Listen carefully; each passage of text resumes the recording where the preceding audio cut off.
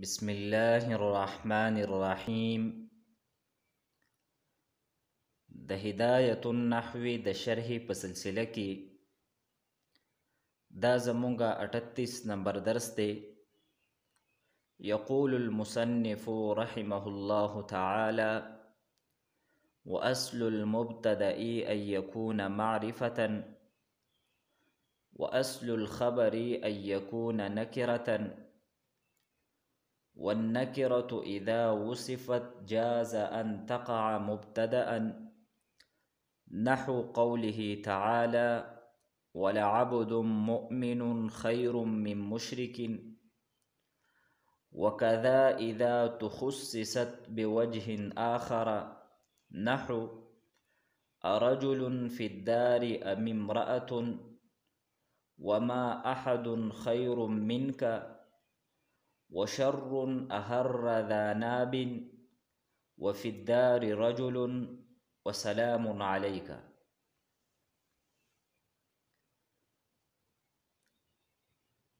تدی عبارتنا پمخ کی عبارت کی مصنف رحمه الله تعالی په مرفوعاتو کی دریم او سلورم مرفوع یعنی د مبتدا او د خبر تعریف کړو او بیا دا خبره ذکر کړی و: والعامل فيهما معنوي وهو الابتداء، چې په مبتدا او خبر دواړو کې عامل دا معنوي دی. خودلته به د فائدې په طور باندې دا خبره مونږه یاد ساتو چې د مبتدا او د خبر د عامل په باره کې، یعنی چې په مبتدا او په خبر کې عمل د سسیز کوي، په دې په باره کې د نحویانو درې مذهبونه دي. د بصری والا نحویانو مذهب خو دغه دی کوم چې مصنف ذکر کړی دی چې د مبتدا او د خبر دواړو عامل دا معنوي دی، او چونکې مصنف ته دا مذهب خوښ دی، راجح دی د نورو مذهبونو په نسبت باندې، نو دی وجنه مصنف دغه یو مذهب ذکر کړی دی او دا نور مذهبونه یې نه دي ذکر کړي. دویم مذهب د بعض نحویانو دی. هغوی فرمایي چې د مبتدا عامل دا معنوي دی، یعنی ابتدا ده، او د خبر عامل دا معنوي نه دی بلکې لفظي دی، او هغه عامل لفظي دا مبتدا ده. نو دویم مذهب دا شو چې د مبتدا عامل دا معنوي دی او د خبر عامل دا لفظي دی، او دغه عامل لفظي دا مبتدا ده. دریم مذهب دا د بعض نحویانو دی. هغوی دا خبره کوي چې د مبتدا او د خبر د دواړو عامل لفظي دی، د دوی عامل معنوي نه دی، او بیا هغوی دا تفصیل کوي چې مبتدا دا په خبر کې عمل کوي او خبر دا مبتدا له رفع ورکوي. نو د خبر عامل دا مبتدا ده او د مبتدا عامل دا خبر دی، او چونکې دا دواړه په لفظونو کې موجود دي، نو دی وجنه په دې مذهب مطابق د دواړو عامل دا لفظي دی. بیا مصنف فرمایي: وأصل المبتدأ أن يكون معرفة، وأصل الخبر أن يكون نكرة. چې مبتدا کی اصل دا دی چې مبتدا دا به معرفه وي، او په خبر کې اصل دا دی چې خبر دا به نکره وي. په مبتدا کې د معرفه کېدلو وجه دا ده چې مبتدا دا محکوم علی وي، یعنی په دې باندې حکم لګیږي. مثلا زید قائم، په دې کې په دې زید باندې د قیام حکم لګیدلی دی، نو زید دا محکوم علی ده. او په محکوم علی کې اصل دا دی چې دا معرفه وي، ځکه چې په یو څیز باندې حکم لګول دا د هغې د پیژندلو نه باد کیږي. په مجهول څیز باندې او په یو نامعلوم څیز باندې حکم لګول دا نامناسب دي. مونږ ته دې نه داسې تعبیر هم کولی شو چې مبتدا دا عموما معرفه ځکه وي چې تدې حالت بیانېږي، نو پکار دا ده چې د کم سیز حالت بیانېږي چې هغه سیز دا معلوم وي، ځکه چې مخاطب ته فایده ورسیږي. مثلا که مونږ داسې وایو چې زید بیمار دی، نو دلته مخاطب ته مکمل فایده ورسېدله. چې کله مونږ دا خبره ذکر کړه چې زید بیمار دی، نو فوراً د هغې په ذهن کې دا خبره راله چې د بیمارۍ دا زید ته لګېدلې، دا عمر، بکر، خالد یا یو بل انسان ته نه ده لګېدلې، نو مخاطب ته مکمل فایده حاصله شوه. او که دې په ځای باندې مونږ داسې وایو چې انسان بیمار دی، نو اوس څنګه فایده چې د زید بیمار دی ته دې نه مخاطب ته رسېدلې وه، نو ته دې جملې نه چې انسان بیمار دی داسې فایده هغې ته ونه رسېدله. هغه به بیا هم سوال کوي چې کم یو انسان بیمار دی. نو دې وجې نه چې د کم یو څیز حالت بیانېږي، نو پکار دا ده چې هغه معین وي، هغه معلوم وي، هغه معرفه وي، دې دپاره چې مخاطب ته مکمل فایده ورسیږي. او په خبر کې اصل دا دی چې خبر دا نکره وي. د دې وجه دا ده چې خبر دا محکوم به وي، د دې په ذریعه باندې په یو بل څیز باندې حکم لګي. مثلا زید قائمون کې دا قائمون دا خبر دی، ځکه چې د قیام دا حکم دا په زید باندې لګېدلی دی. او په محکوم به کې اصل دا دی چې هغه نکره وي. دویمه وجه دا ده چې په خبر کې اصل نکره کېدل دا ځکه دي که چېرې خبر هم مونږ معرفه راوړو او مبتدا هم معرفه وي، نو بیا به په دې په خپل منځ کې التباس راځي چې آیا دا په خپل دا دواړه الفاظ دا په خپل منځ کې مبتدا خبر دي او کو موصوف صفت دي. ځکه که چېرې دوه اسمونه داسې وي چې دواړه معرفي وي، نو دا عام طور باندې په خپل منځ کې موصوف او صفت جوړیږي.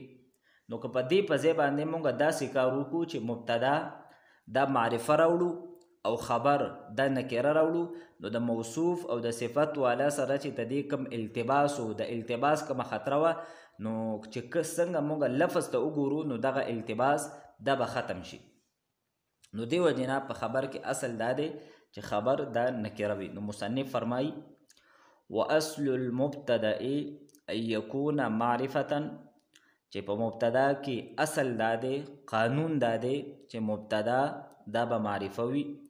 واصل الخبر ان یکون نکرة، او په خبر کې اصل دا دی چې خبر دا به نکره وي. والنکرة اذا وصفت جاز ان تقع مبتدأ نحو قوله تعالى ولعبد مؤمن خير من مشرك. والنکرة اذا وصفت، دا عبارت په دې عبارت سره مصنف د یو شوبې او د یو وهم د هغې ازاله کوي. یو وهم او کومه شوبه چې پیدا کیږي، نو د هغې وهم او د شوبې د هغې ازاله کوي، دغه وهم او شوبه ختموي. وهم او شوبه دا پیدا کیږي چې د مصنف ته د خبرې نه دا خبره معلومیږي چې نکره دا مبتدا نشي واقع کېدلی، ځکه چې مصنف دا خبره ذکر کړه چې په مبتدا کې اصل دا دی چې مبتدا دا به معرفه وي، نو تدینه د انسان په ذهن کې دا خبره خود به خود پیدا کیږي چې کېدی شي نکره دا مبتدا نشي واقع کېدلی. نو په دې عبارت سره مصنف رحمه الله تعالی دغه وهم او دغه شبه دا ختمی او هغه ځایونو ذکر کوي چې په کومو ځایونو کې د نکرې مبتدا جوړېدل دا صحیح دي. د هغې دپاره به دا خبره مونږ یاد ساتو او مصنف هم ذکر کړې ده چې کله په نکره کې تخصیص راشي نو دغه نکره مبتدا جوړېدل دا صحیح دي. چې کله په نکره کې تخصیص پیدا کړی شي نو ته دغې نکرې مبتدا جوړېدل دا صحیح دي. تخصیص څه ته وایي؟ تخصیص دې ته وایي چې په یو لفظ کې کم ډیر احتمالات دي نو دغه احتمالات دا کمول یا ختمول دې ته تخصیص وایي. تخصیص دې ته وایي کچری په یو لفظ کې ډیر احتمالات دي نو دغه احتمالات دا کمول یا ختمول نو دې ته تخصیص وایي. مثلا د عبد لفظ دی نو په عبد لفظ کې دا احتمالم کېدی شي چې دا عبد یعنی دا غلام دا د مسلمان غلام دی او دا احتمالم پکې کېدی شي چې دا د کافر غلام دی. خو چې کله مونږه د عبد سره د مؤمن لفظ ولګو او مونږه داسې وایو ولا عبد مؤمن نو اوس په دې عبد کې تخصیص وشو، په دې کې چې دا کم احتمالاتو نو دغه احتمالات کم شو. مخکې عبد عامو مسلمان ته هم شاملو او کافر ته هم شاملو، لیکن د مؤمن د لفظ د راوړلو سره په دې کې تخصیص وشو او د کافر والی کم احتمالو نو دغه احتمال دا پکې ختم شو. نو په تخصیص سره اگر چې یو څیز دا معرفه نه ګرځي لیکن د معرفې ته نږدې شي، ځکه چې هغه ډیر زیات احتمالات هغه پکې ختم شو او چې کله یو څیز د بل څیز ته نږدې شي نو په بعض وختونو کې په دغه څیز باندې بیا ته دی بل څیز دا حکم دا هم لګي. نو د تخصیص ټول شپږ وجې مصنف ذکر کړي دي. په دې شپږو وجو کې کومه لومبۍ وجه ده هغه مصنف رحمه الله تعالی صراحتاً په لفظونو کې ذکر کړي ده او هغه الفاظ دا دي والنکرة اذا وصفت جاز ان تقع مبتدأ. چې کله د نکرې صفت راوړی شي نو بیا ته دغې نکرې مبتدا جوړېدل دا صحیح دي. او نورې د تخصیص کومې 15 وجې دي نو دغه 15 وجې مصنف رحمه الله نه دي ذکر کړي لیکن د هغې مثالونه ذکر کړي دي او ته دغې مثالونو نه دغې قاعدې او د تخصیص کومه طریقه ده هغې طرف ته اشاره کړې ده. لومبی مونږه دغه د تخصیص شپږ وجې دا اجمالا ذکر کوو او بیا چې مصنف رحمه الله کوم مثالونه ذکر کړي دي نو ته دغې مثالونو په ضمن کې به مونږه بیا ته دغې قاعدو وضاحت کوو. نو د تخصیص لومبۍ وجه دا ده چې کله د نکرې صفت راوړی شي او دغه صفت په لفظونو کې موجود وي نو په دې سره په نکره کې تخصیص راځي. د تخصیص دویمه وجه دا ده چې په یو لفظ کې تخصیص دا د متکلم د علم په اعتبار سره هم راځي. د تخصیص دریمه وجه دا ده چې کله کله تخصیص د صفتی عموم د وجې نه راځي. یو څیز عام شي نو ته دغې عام کېدلو د وجې نه هم په دغې نکره کې تخصیص راځي. څلورمه وجه د تخصیص دا ده چې څنګه د صفتی ملفوظې د وجې نه یعنی صفت په لفظونو کې موجود وي د هغې د وجې نه په نکره کې تخصیص راځي نو دغه شانتې کچرې صفت دا په لفظونو کې موجود نه وي بلکې محذوف وي نو د هغې د وجې نه هم په نکره کې تخصیص راځي. پنځمه وجه د تخصیص دا ده چې کله خبر دا په مبتدا باندې مقدم کړی شي، مخکې کړی شي، نو په دې کې هم تخصیص راځي. او شپږمه وجه چې کوم مصنف ذکر کړی ده نو هغې نه دې قاعدې طرف ته اشاره ده چې کله د یوې نکرې نسبت متکلم طرف ته وکړی شي نو د متکلم طرف ته د نسبت کولو د وجې نه هم په دغې نکره کې تخصیص راځي. اوس راځو مونږه کتاب له او دا کم د تخصیص وجه مونږه ذکر کړي نو ته دې نور وضاحت بکو. نو مصنف فرمایي والنکرة اذا وصفت جاز ان تقع مبتدأ. نو دا د تخصیص هغه لومبۍ وجه ده چې کله د نکرې صفت راوړی شي او دغه صفت په لفظونو کې موجود وي نو ته دغې صفت د وجې نه په دغې نکره کې تخصیص پیدا کیږي. نو چې کله پکې تخصیص پیدا شو نو ته دې نکرې مبتدا جوړېدل دا جایز دي. او بیا یې د هغې مثال ذکر کړی دی لکه الله جل شانه فرمایي ولا عبد مؤمن خیر من مشرک. نو په دې مثال کې دا عبدن دا نکره ده لیکن چونکې په دې کې تخصیص راغلی دی او دغه تخصیص دا د صفت د وجې نه راغلی دی او دغه صفت دا په لفظونو کې موجود دی، لہذا دا عبدن چونکې دا د دې مبتدا جوړېدل دا ټیک دی او صحیح دی. او مونږه دغه وضاحت وکړو چې په عبدن کې د مؤمن د وجې نه تخصیص دا څنګه راغلی دی. په دې عبارت کې دا وو دا استنافیه ده او دا لام دا د تاکید دپاره راغلی دی او عبدن دا موصوف دی او مؤمنون دا ولا صفت دی. نو موصوف صفت دا مبتدا ده او خیر من مشرکین دا ولا خبر دی. بیا فرمایی وکذا اذا تخصصت بوجه آخر. دا ته د مخکینی عبارت نور وضاحت کوي مصنف. وکذا او دغه رنګې یعنی څنګه چې په نکره کې د صفت راوړلو د وجې نه تخصیص پیدا کیږي او د نکرې مبتدا واقع کېدل دا صحیح کیږي نو دغه شانتې اذا تخصصت بوجه آخر چې کله د نکرې په یوې بلې وجې سره تخصیص وکړی شي نو بیا هم د هغې مبتدا واقع کېدل دا صحیح دی. نحو رجل فی الدار ام امرأة. آیا سړی په کور کې دی یا زنانه په کور کې ده؟ نو ته دې مثال نه مصنف د تخصیص دویمه وجې طرف ته اشاره کړې ده او دا خبره مونږه ذکر کړه چې د تخصیص دویمه وجه دا ده چې په نکره کې تخصیص راشي د متکلم د علم په اعتبار سره. نو په دې مثال کې د متکلم په علم په اعتبار سره تخصیص ځکه پیدا شوی دی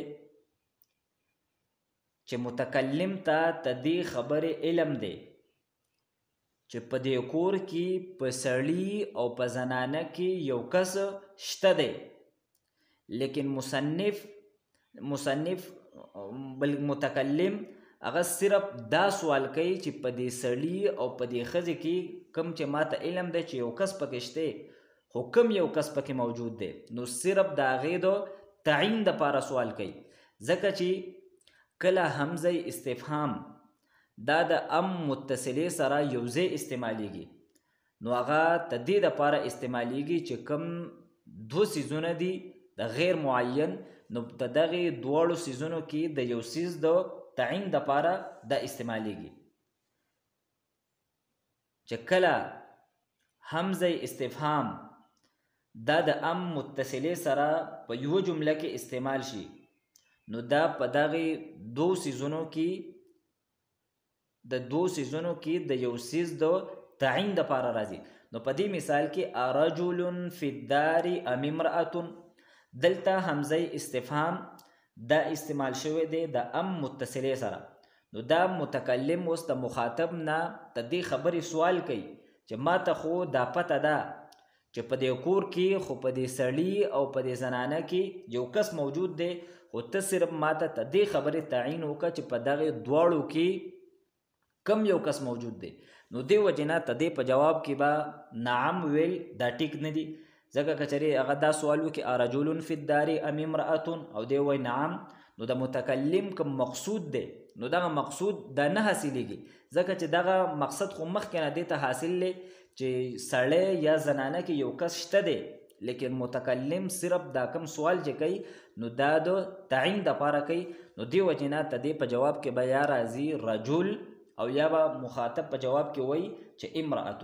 نو ته دې خلاصه دا شوه چې په دې جمله کې دا کم رجل او دا امرأة نکره استعمال شوي دي نو دا عام نه دي، بلکې دې کې د متکلم د علم د وجې نه تخصیص راغلی دی، یعنی هغه سړی او زنانه چې د هغې متعلق متکلم ته دا خبره معلومه ده چې په دې دواړو کې یو په کور کې موجود دی، خو د هغې د تعین دپاره سوال کوي. لہذا ته دې دواړو د رجل او د امرأة مبتدا واقع کېدل دا ټیک دی، ځکه چې په دې کې د متکلم د علم په اعتبار سره په دې کې تخصیص راغلی دی. نو حمزه د استفهام ده او رجلون دا مبتدا ده او دا فی الدار دا ولا خبر دی او امرأة دا عطف دی په رجل باندې. نو دا د تخصیص دویمه وجه ده. د تخصیص درېمه وجه ده وما احد خیر منک. د دې مثال نه مصنف د تخصیص درېمه وجه ته اشاره کړې ده او په دې مثال کې تخصیص راغلی دی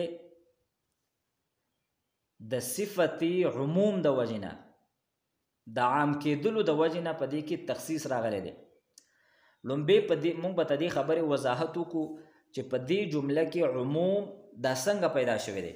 نو دا قاعده ده چې کله نکره تحت النفي واقع شي، یعنی یو لفظ نکره وي او په دې باندې مونږه حرف نفي داخل کو نو په دې کې عموم پیدا کیږي.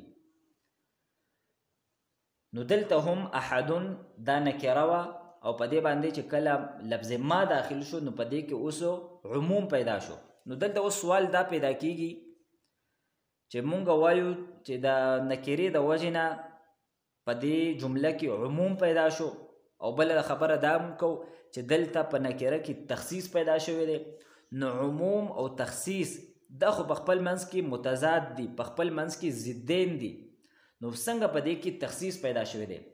نو د هغې تفصیل دا دی که چرې دا لفظ په دې باندې لفظ ما یعنی دا حرف نفي دا نوی داخل شوی او مثلا داسې جمله وی چې احد خیر منک، یو کس هغه ستانه بهتر دی او دغه کسان مثلا 40 کسان دي او مونږ مخاطب ته دا وایو چې احد خیر منک، په دې 40 کسانو کې یو کس دا ستانه غوره دی. نو په دې کې په هر یو کس کې دا احتمالو، مثلا که زیدی نو زید هم د مخاطب نه غوره کېدی شي، عمر هم کېدی شي، بکر هم کېدی شي، خالد هم کېدی شي. د مخاطب نه علاوه کم 39 کسان دي نو په هر یو کې دا احتمال دی چې هغه د مخاطب نه غوره وي او بهتر وي. نو په دې لفظ کې احدن کې 39 احتمالات دي چې په دې کې یو کس داستانه غوره دی. خو چې کله مونږ په دې باندې لفظ ما داخله کړه نو اوس په دې کې تخصیص راغی، دا کم ډیر احتمالاتو نو هغه احتمالات دا پکې کم شول او مونږ د تخصیص تعریف هم دا کړو چې کم ډیر احتمالات دي نو هغه احتمالات دا کمول او یا ختمول. نو چې اوس مونږ احدن خیر منک باندې ما داخله کړه نو معنی دا شوه چې ما احدن خیر منک، دا څونه کسان چې دي په دې کې یو هم ستانه غوره نه دی. نو دا څونه احتمالات یو نو دغه ټول احتمالات دا ختم شول. نو دی وجنه د صفت عموم د وجنه په دې لفظ کې تخصیص پیدا شو او د احدن مبتدا جوړیدل دا صحیح شو. وما احدن خیر منک، نو په دې جمله کې د احدن دا نکره ده او دا مبتدا واقع شوی ده ځکه چې په دې کې د صفت عموم د وجې نه تخصیص پیدا شوی دی. هغه کم ډیر احتمالاتو په احدن کې نو هغه احتمالات دا ختم شو. بیا مصنف فرمایي وشر احر ذاناب، تدې مثالنا د تخصیص کومه څلورمه وجه ده نو هغې طرف ته اشاره ده. او مونږ دا خبره ذکر کړې وه چې د تخصیص څلورمه وجه دا ده چې په نکره کې تخصیص راشي د صفت مقدرې د وجه نه. صفت په لفظونو کې موجود نه وي بلکې مقدر وي او پټ وي. نو دلته د شر کم صفت مقدره ده نو هغه ده شر عظیم احر ذاناب، چې لوی شر او یو عظیم شر هغې سپی وغفاو. نو دلته دا شر دا اگر چې نکره ده لیکن دلته د صفت مقدرې د وجې نه په دې کې تخصیص راغی. کم هغه بل احتمالاتو یو وړوکی شر دی او یو لوی شر دی، دواړه احتمالاتو، لیکن چې کله مونږ په دې کې د عظیم صفت راوړ نو هغه بل احتمال دا پکې ختم شو، لہذا دا د معرفي قریب شو. نو څنګه چې د معرفي مبتدا واقع کېدل صحیح دي نو دغه شانتي د شر چونکې دې کې تخصیص راغلی دی نو ته دې مبتدا واقع کېدل دا هم صحیح دي. نو تقدیری عبارت به داسې شي چې شر عظیم لا حقیر احر ذاناب. نو په دې جمله کې دا شر دا مبتدا ده اگر چې نکره ده لیکن د صفت مقدرې د وجې نه په دې کې تخصیص راغلی دی. بیا فرمایي وفي الدار رجل، په دې جمله کې رجلن اگر چې دا نکره ده لیکن تدې مبتدا واقع کېدل دا صحیح دي او جایز دي، ځکه چې په دې کې تخصیص راغلی دی او په دې کې تخصیص راغلی دی د خبر د مقدم کولو د وجې نه. چونکې په مبتدا کې اصل دا دی چې مبتدا دا مقدم وي او په خبر کې اصل دا دی چې خبر دا مؤخر وي. نو اوس چې د کم سیز حق دا وي چې هغه مؤخر وي او هغه مونږه مقدم کو، او د یو سیز حق دا وي چې هغه مقدم وي او هغه مونږه مؤخر کو، نو دا د تخصیص فایده ورکوي، دا د اختصاص فایده ورکوي. ځکه چې د عربی مشهوره قاعده ده تقدیم ما حقه التاخیر یفید الحصر والاختصاص، چې د کم سیز حق دا وي چې هغه وروستو وي او دا ته مخکې کې نو دا د حصر فایده ورکوي او دا د اختصاص او د تخصیص فایده ورکوي. نو په خبر حق دا دی چې خبر دا د مبتدا نه وروسته وي، نو که دا مونږ په مبتدا باندې مخکې کو مقدمې کو نو بیا به په دې خبر کې تخصیص په پیدا کېږي. نو وفي الدار رجل دلته دا خبر دا په دې دا مقدم شوی دی، لہذا دی په رجلن کې تخصیص پیدا کړی دی، نو لہذا تدې مبتدا واقع کېدل دا صحیح دي او ټیک دي.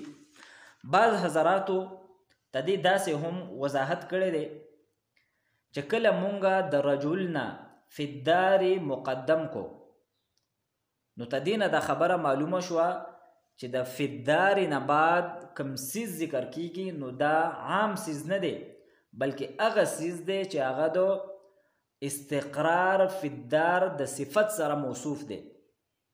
مثلا مونږه فی الدار لفظ ذکر کو نو اوس تدې نه بعد مونږه رجل ذکر کو نو تدې نه دا خبره معلومیږي چې د فی الدار نه بعد کم سیز ذکر کیږي نو هغه سیز هغه به په کور کې وي، یعنی د جماعت کې کېدل یا په بازار کې کېدل یا په دکان کې کېدل، دغه کم احتمالات نو دغه احتمالات دا پکې ختم شو. نو تدې نه نو دا خبره معلومه شو چې د فی الدار نه بعد کم سیز ذکر کیږي نو دا هغه سیز دی چې هغه د صفت استقرار فی الدار سره دا متصف دی.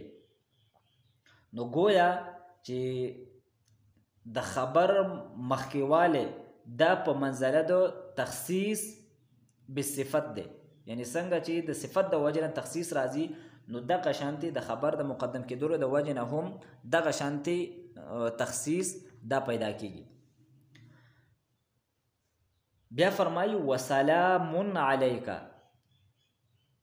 او سلامتی زما سلام دی وی پتا باندې. نو دلته سلامون دا مبتدا واقع شوی ده، اگر چې دا نکره ده لیکن په دې کې تخصیص پیدا شوی دی او په دې کې تخصیص د متکلم طرف ته د نسبت کولو د وجه نه پیدا شوی دی او د متکلم طرف ته د نسبت کولو نه د وجه نه تخصیص په دې کې ځکه پیدا شوی دی چې دا جمله په اصل کې جمله فعلیه ده. په اصل کې دا سلمت سلاما علیکا، چې ما سلام وکړو پتا باندې یا زما سلام دی وی پتا باندې. نو ته دې جملې نه دا سلمت فعل د حذف کړی شو، نو دا جمله پاتې شو سلاما علیکا. بیا دغه جمله فعلیه دا منتقل کړی شو جمله اسمیه طرف ته د دوام او د استمرار لپاره. نو د سلام علیکا نه جوړ شو سلام علیکا. خدا په معنا د سلامی علیکا چې زما سلام دی وی پتا باندې، ځکه چې په جمله فعلیه کې هم ته دی نسبت متکلم طرف ته شوی چې سلمت علیکا. نو سلام دا عام سلام نه دی بلکې خاص سلام دی، ځکه هغه سلام دی چې دا غي نسبت متکلم طرف ته شوی وي. نو دی وجنا په سلام کې تخصیص راغلی دی متکلم ته د نسبت کولو د وجنه. او بعض حضرات وای چې تدینه مراد هر هغه مثال لې چې هغه د دعا د لپاره استعمال شوی وي یا د بد دعا د لپاره، یعنی هغه نکره چې هغه د دعا په مقام کې استعمال شي یا هغه نکره چې هغه د بد دعا په مقام کې استعمال شي، نو دا غي مبتدا واقع کېدل دا صحیح دی. د دعا مثال خدای سلام علیکا او د بد دعا مثال ویل للمطففین. نو دغلته دا ویل دا نکره ده او دا مبتدا واقع شوی ده ځکه چې دا د بد دعا د لپاره راغلی ده. نو دا د تخصیص شپږ وجې دا مصنف رحمه الله تعالی دا ذکر کړی دي. یو ځل مونږ بیا دا اجمالا ذکر کوو. د تخصیص لومبۍ وجه دا ده چې کله د نکرې نه بعد صفت راوړی شي او دغه صفت په لفظونو کې موجود وي، نو تدې د وجې نه په نکره کې تخصیص پیدا کیږي. دویمه وجه د تخصیص دا وه چې په نکره کې تخصیص راشي د متکلم د علم په اعتبار سره. د تخصیص دریمه وجه دا ده چې په نکره کې تخصیص راشي د صفت عموم د وجه نه. څلورم نمبر په نکره کې تخصیص راشي د صفت مقدرې د وجه نه. پنځمه وجه دا ده چې په نکره کې تخصیص پیدا کیږي د خبر د مقدم کېدو د وجه نه. او شپږم نمبر په نکره کې تخصیص پیدا شي متکلم طرف ته د نسبت کېدلو د وجه نه. اوس راځو مونږه ته د عبارت ترکیب له او په دې کې کم نحوي فواید دي، نو الله جل شانه په توفیق او په فضل سره به مونږه د ذکر کولو کوشش کوو. واصل المبتدا ان يكون معرفه. اصل المبتدا دا مضاف مضاف الیه دا مبتدا ده، او چونکی مبتدا دا مرفوع بوي نو دی وجنا دا اصل دا مرفوع ده په ضمه سره. نو اصل المبتدا مضاف مضاف الیه دا مبتدا ده، او ان يكون معرفه دا ولا خبر ده. او چونکی ان يكون معرفه خبر ده پورا جمله ده، لہذا دا مرفوع ده محلا. او دلته به هم دا قاعده مونږه یا ساتو چې کله د معرفې نه بعد فعل راشي جار مجرور راشي یا د بغیر الف لام ولا اسم راشي، نو دغه معرفه مبتدا واقع کیږي او دغه فعل یا جار مجرور یا دا کومه نکره چې راغلی ده بغیر الف لام ولا اسم، نو دا ولا خبر واقع کیږي. نو دلته هم د معرفې نه بعد فعل راغلی دی، نو معرفه مبتدا ده او دغه جمله فعلیه دا ولا خبر دی. واصل الخبر ان يكون نكره، د دې ترکیب هم تدغه بشانتی دی. اصل الخبر مبتدا ده او ان يكون نكره دا ولا خبر دی. والنكره اذا وصفت جاز ان تقع مبتدا، والنكره مرفوع بضم لفظا دا مبتدا ده. اذا شرطيه او وصفت صيغه واحد مؤنث غائب فعل ماضي مجهول، او دا هي ضمیر پدې کې نائب فاعل راجع دی نکره طرف ته، یعنی اذا وصفت النكره جاز ان تقع مبتدا. نو اذا وصفت دا شرط دی، وصفت چې فعل مجهول چې کله د نائب فاعل سره ملاو شو نو دا ولا شرط دی، او جاز ان تقع مبتدا، جاز دا فعل او ان تقع مبتدا دا فاعل دے دو جاز دا پارا، او دا ان تقع کی هي ضمیر دے او دغه هي ضمیر راجع دے نکره طرف ته.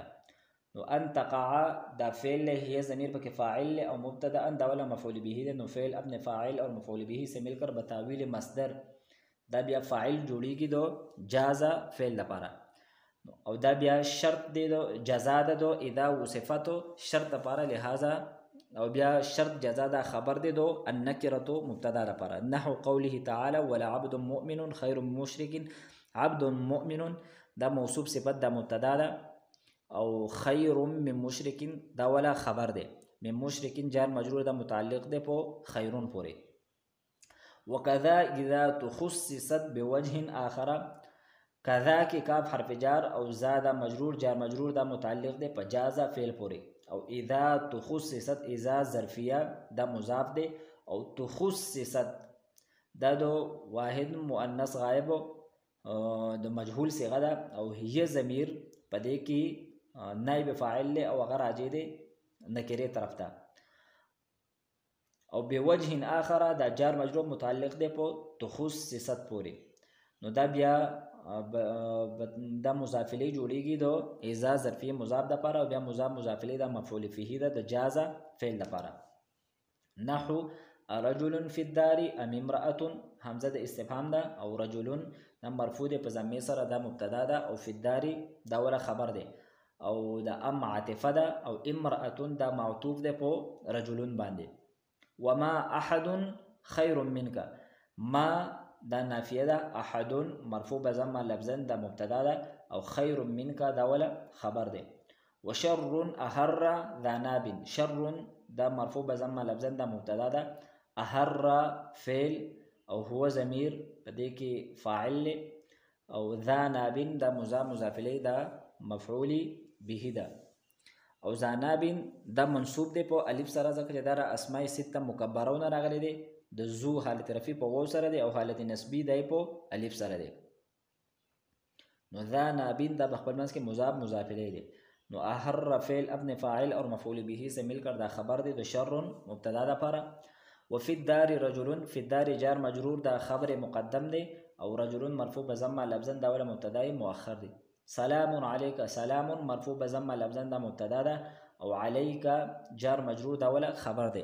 یو ځل بیا موږ ته د عبارت ته د ترجمه ذکر کوو. مصنف فرمایي واصل المبتدا ان يكون معرفه، په مبتدا کې اصل دا دی چې مبتدا دا به معرفه وي. واصل الخبر ان يكون نکره، او په خبر کې اصل دا دی چې خبر دا به نکره وي. والنکره اذا وصفت، د نکره چې کله صفت راوړل شي نو جاز ان تقع مبتدا، نو بیا جایز دی چې نکره دا مبتدا جوړ شي. ولا عبد مؤمن خیر من مشرک، په دې مثال کې د نکره صفت راوړل شوی دی په مؤمن سره، لہذا د عبد مبتدا جوړیدل دا صحیح دی.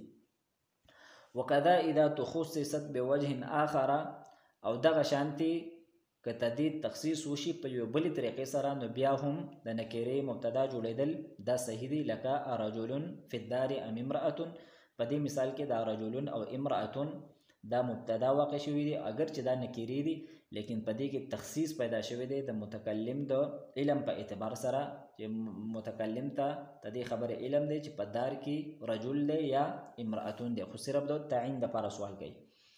وما احد خیر منک، په دې مثال کې احدن دا نکره ده او دا مبتدا واقع شوی دی، ځکه چې په دې کې تخصیص پیدا شوی دی د صفت عموم د وجه نه، او تخصیص وجه موږ ذکر کړی و چې کوم ډېر احتمالاتو پکې، نو د نفي راوړلو د وجه نه هغه احتمالات هغه پکې ختم شوي وو.